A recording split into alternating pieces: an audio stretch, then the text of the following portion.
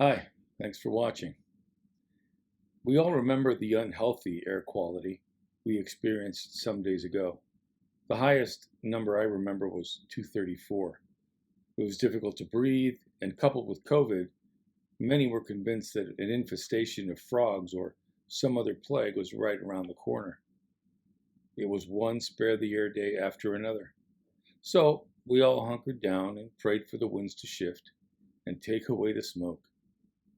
We've also had to contend with the fact that our county mitigation stipulations are stricter than the state stipulations, and that's affected our ability to meet together and have church. Sure, we've been creative and we've seen some wonderful results, but the fact is, we long for the day when we'll meet in our building, hug each other, and not have to interpret what someone is trying to tell us as they speak through a mask. And I haven't even mentioned the devastating loss of thousands to COVID. Then I did a little research. In 2019, Bangladesh had an average air quality of 165 for the whole year and is one of the most highly polluted cities in the world. And Mariposa, the place at which we often camp, recently had air quality numbers over 500. I thought about a house church I attended in Budapest, Hungary, where the building still had the bullet holes caused by the revolution of 1956. I was told that since they were given the freedom of worship, they've held their services with the windows open so that everyone can hear. And while I was there, the pastor gifted me a cloth dove, the symbol of peace. These thoughts kind of put my life into perspective. Fact is, the air got better.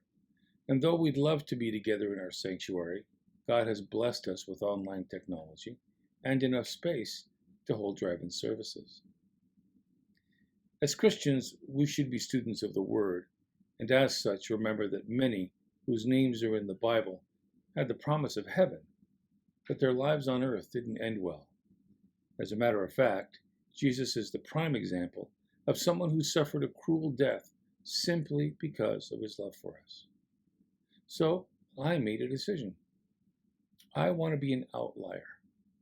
In case you don't know the word, an outlier is something that lies outside the main body or group that it's a part of.